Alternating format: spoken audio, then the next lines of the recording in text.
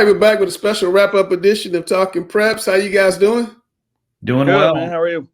Got the guru, Rick Lewis, and I got my man Randall Clark, best trainer I know. And put their names on the screen. There you go. Guys, real quick, let's talk about the NCHSAA State Championship Finals. Murphy's girls beat Princeton handily. Wilson Prep beat Lincoln Charter in a great game. Wilson Prep was down 12 and rallied to win.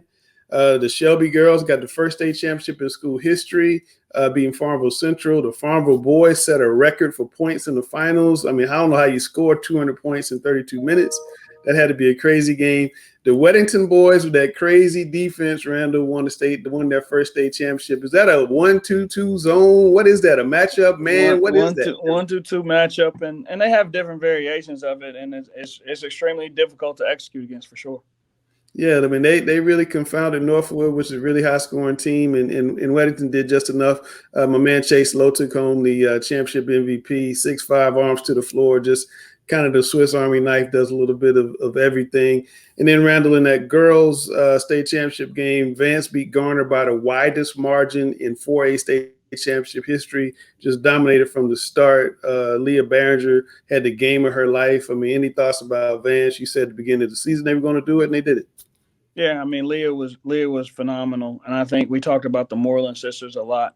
We always talk about them. When you have presence inside, especially in high school basketball, where you have bigs that can dominate the post and dominate the lane, you can be very, very successful.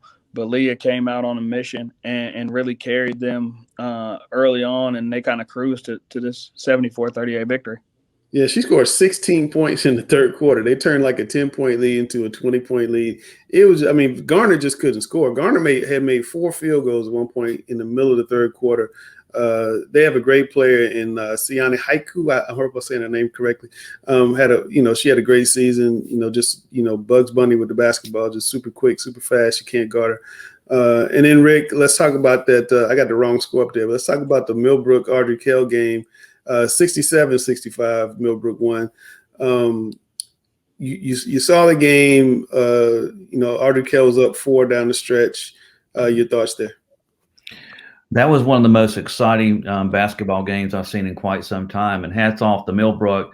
You have to remember, Millbrook, in order to get to the state championship game, you have to have a little bit of luck. They were playing Apex Friendship, and they were down 2, and 30, 40 seconds to go in the game, and Apex Friendship had the ball, and their best point guard had it. He got tripped, and should have been a foul, but they didn't call it, and they ended up calling a jump ball. So the jump ball went to Millbrook, and Millbrook went down and scored and tied it and went into overtime.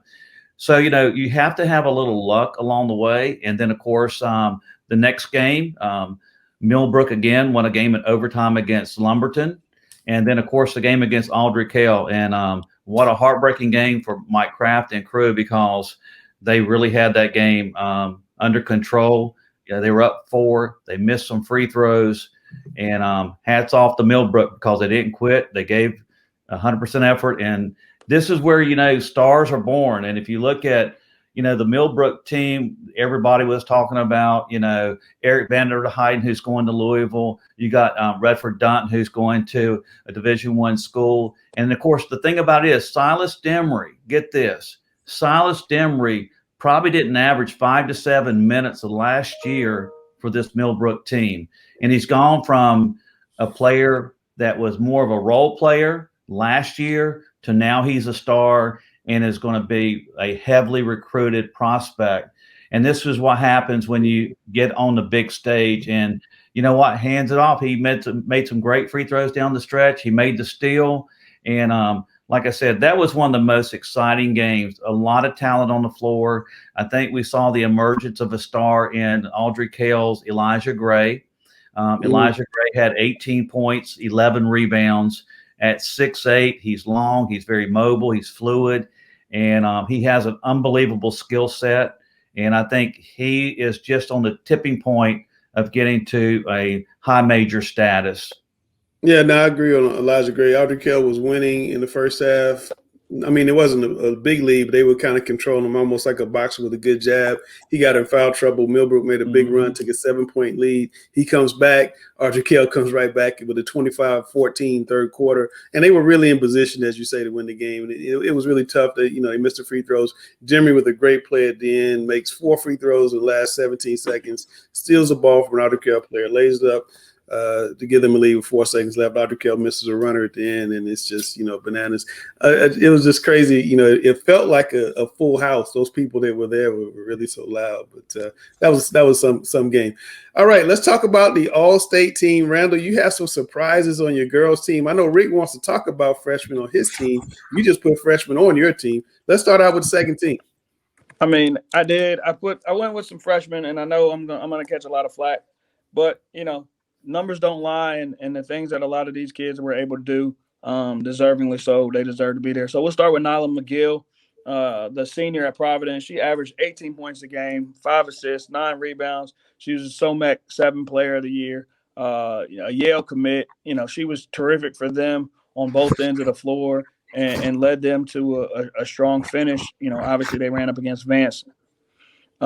Sarah Strong, we talked about early, and she was on that list of finalists early in the season. She averaged 25 points per game, 18 rebounds, 3 steals, 3 blocks. I mean, she was just phenomenal. Blanca Thomas averaged over 20 points a game, was the SEC Player of the Year over there in that conference. Really controlled the paint, was good on both ends for Charlotte Catholic. And, when you average a double-double, people start to take notice. Ella Hobbs at J.M. Robinson, another freshman on this list who's going to be very, very special. Did a great job for a team that really has struggled in the past.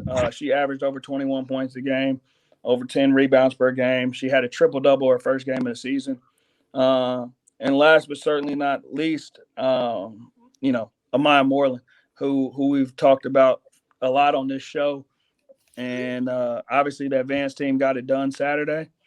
She had a pretty strong season, even though they didn't get to play as many games this year. 19 points, 7 rebounds, in limited action.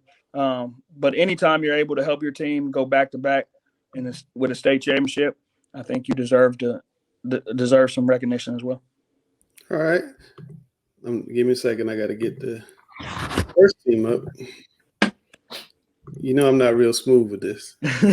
That's why you edit it for. Yeah, unlike the live stuff. All right, Ram, so tell us about the first team. First team, I think, is the who's of, girls basketball around here. Reagan Richardson leading the way. She was the NCIHA Player of the Year.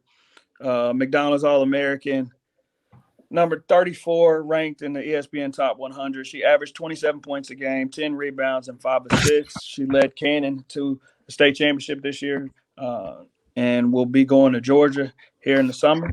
Sinai Rivers, the reigning Gatorade Player of the Year, another McDonald's All-American, averaged 36 points a game, 5 rebounds, 12 rebounds, and 5 assists. She, obviously, we know, will be attending USC in the summer. Mallory Haynes, one of Langston's favorite kids that we've ever talked about on this show. Buckets. Yeah, she averaged 26 points a game this year for Davidson Day and was able to get them another state championship. She'll be attending Davidson College next year. Tiana Key, a top 10 ESPN Top 100 kid. She's going to the University of North Carolina. Strong wing that can score it and defend well. And then last but not least, Jessica Timmons, who, if we don't have COVID, breaks a ton of records here in the Charlotte area this year. She averaged 29 points a game, 7 rebounds, 3 steals. She was phenomenal. And, she's getting ready to go join the Wolfpack. Yeah, and Donnell Ryan of Vance is the girls' state coach of the year. Led his team to back-to-back state championships. Back-to-back coach of the year. We should. Yeah, back-to-back coach. Yeah, just phenomenal season here. All right, Rick. Let's talk about the boys. Second team. What we got? Well, we're going to start off with Jamari Thomas. He's the heart and soul of the Burlington School team. They won the state 2A, which I think I think everybody would agree that was probably the toughest classification in the private school level. He's 5'11", he's explosive. He can get his elbow above the rim. Haven't seen someone with that type of explosiveness and leaping ability in quite some time. But the thing that separates him, he's just a dog on the court. He plays with a lot of passion. He has the intensity, and he just has that killer instinct on the court, hates to lose, and he led the Burlington School to a state championship.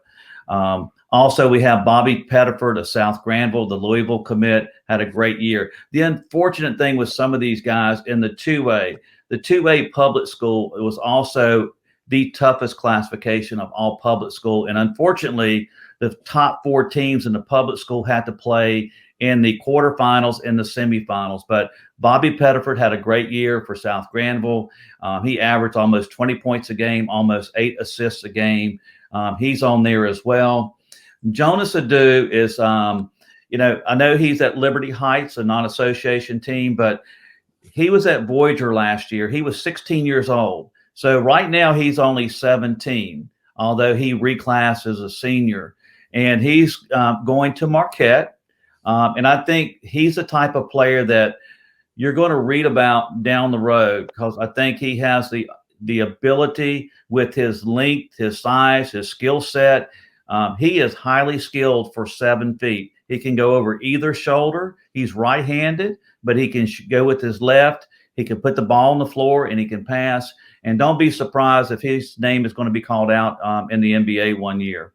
Also, we have DeMarco Dunn from Westover. He's going to UNC, and he had another phenomenal year. He averaged 24 points a game, 7 assists as well. And my last guy on the second team is Lucas Taylor, who's going to Clemson University.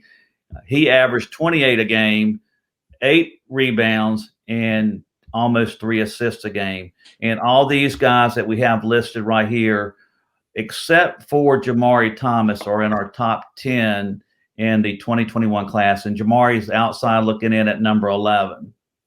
All right, let's talk about the first team. Well, the first team, we've talked about Robert Dillingham a number of times. He's only a sophomore. A lot of people want to make a comparison, like what's the difference between him and Mikey Williams. The difference is Mikey Williams is already fully developed for the same age. When you look at Robert Dillingham just has that youthful look to him.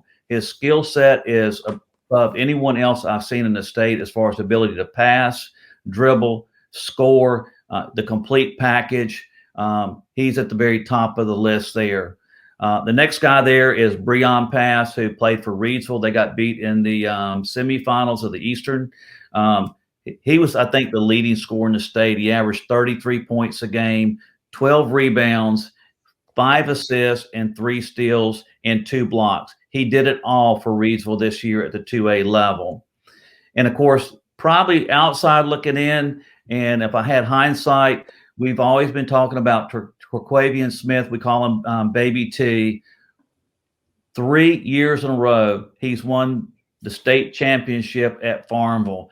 And in the state championship game, he almost had a triple-double. He had 30-some points, 11 rebounds, 9 assists. And Farmville Central is just on another level. And Quavian Smith is an explosive and athletic player, as you'll see in quite some time. And he's going to NC State. And then the next guy on our list is Ben Burnham, who's going to Winthrop. He is now in our top 10 in the 2021 class. Ben Burnham did it all this year for Carmel, averaged over 20 points a game, 12 rebounds, 3 or 4 block shots a game, but he altered the game on his defensive presence by protecting the rim. And then the last guy that I had who won the state championship, Eric Vanderheiden from Millbrook, going to Louisville, another double-double guy, 20 points a game, 10-plus rebounds a game. He can also put the ball on the floor. He can shoot. He's just a high IQ player, and is really going to be a very successful player at Louisville. And why'd you pick Williford as your coach of the year at Farmville? Well, winning matters. And there's one thing about Larry Williford. There's not been anyone that's done a three-peat in quite some time. This is his fourth state championship. And you think about it, it's a small community. And with the public schools, you got to deal with the talent that you've had. He's been at Farmville Central for 21 years. Every year he's been at Farmville Central, they've made the state playoff. They have won 8 straight conference championships. 12 of the last 20 years, they've won the conference, and they were in the conference with Kinston. So he was going up against Kinston and all the NBA pipeline players in Kinston. So it wasn't easy. Right. Larry Williford has done an amazing job. He was undefeated this year. Last year, they were co-champs at 29-2. And the year before that, they were 32-0. So if you add it all together, you're looking at an 85-2 record over the last 3 years, excuse me. Okay, give me a second, Rick. I'm trying to get the freshmen to come up. They won't come up for some reason. That's why I'm glad we're taping, because I don't know what I'm doing wrong. It keeps showing it's up, and it's not showing on my screen. Yeah. Oh, here we go. All right, Coach. Well, you also wanted to mention some impact freshmen. Let's go over those guys real quick. Bishop Boswell, 6'5" point guard. I've said many times he reminds me of a young Jalen Hood-Schifino with the body frame, and he's very strong. He has great basketball IQ.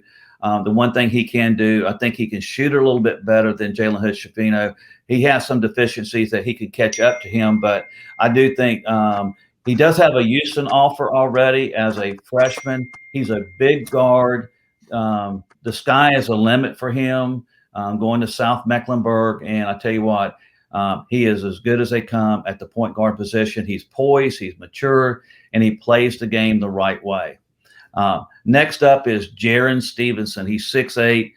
Remember the name. I think he's going to be sooner than later in the conversation as probably the premier or top player in the loaded 2024 class in North Carolina. At 6'8", he's fluid, he's mobile, he's athletic, but his skill set matches his athleticism, which you don't see that often in such an early age. But he plays the game with poise and maturity. Like, for example, he'll catch the ball in the low post and they'll double team him. He knows how to pivot, put the ball above his head. He does a great job of making the outlet pass. He resets, but he's just patient and poised on the court. But I think he's in consideration. I think all the blue bloods are going to be recruiting him sooner than later. Next up is Josheen Felton. Josheen has had a tremendous reputation at the middle school level. He's 6'4". He's another player that plays with a lot of poise and maturity. The only thing that I think can hurt him is the expectations of how successful he was in the middle school. So sometimes those expectations carry over to the high school level, and there's still that adjustment and learning curve. But I think the one thing about him is he's a very unselfish player. He's a team player. But I think next year at Northside Christian, he'll be the one that will handle the ball. This year, when he transferred over to Northside Christian, he was playing without the ball in his hands. He's better when he has the ball in his hands, making decisions for himself and for his teammates. And next up is Paul Mcneill, 6'5", uber athletic, smooth as can be, plays for Richmond Senior in Rockingham County. He's another one that I think a lot of the Blue Bloods are going to be getting on early. He had a monster year as a freshman. He had several games where he scored over 30 points a game, averaged over 20-plus points as a freshman, and their team made a deep run into the playoffs. And then my last guy up is 6'8", 6'9", Braden Crump, who goes to Winston-Salem Christian. He reminds me of a Christian Leitner type player. He is fundamentally sound. He has a high IQ. He has the ability to step out and hit threes, put the ball on the floor. He's very, very skilled. And again, all these freshmen that I'm mentioning, their skill set matches the skill set that you see on juniors and seniors. They're highly skilled, and I think they're all pretty much very athletic players. And most of the time when you talk about athletic players, you say, okay, they're athletic, but their skill set's not there. And right. Every one of these guys, the skill set matches the athleticism, and that's what separates them from the peers in the 2024 class. That's pretty impressive. Well, guys, it's been a fun season. I want to thank you guys for joining us, and you, the viewers, for joining us. It's been, a fun season, crazy season with COVID. Randall, I just want to give you your final thoughts. Talk about next year. Hopefully, we're going to get back to normal. Yeah, hopefully we get back to normal. I think. Hold on. Who do you think boys and girls are going to make a run next year that we're going to be talking about at the end of the season next year? That's going to be hard. I think with the conference, I'm excited about the conference realignment. I think with seeing some matchups, some fresh matchups that we haven't necessarily seen before. I think it'll make things very interesting. This senior class is really good, and we have a lot of players graduating and moving on. I think the easy way to answer this question is there's still a Moreland sister at Vance, so you pick Vance to repeat. In the public school side. That'd be 3-peat. Yeah, 3-peat on the public school side, but it's going to be, I'm sure we're going to have a lot of moving pieces this summer. It always seems to happen. So I think once we figure that out, we'll get a better view of how things look.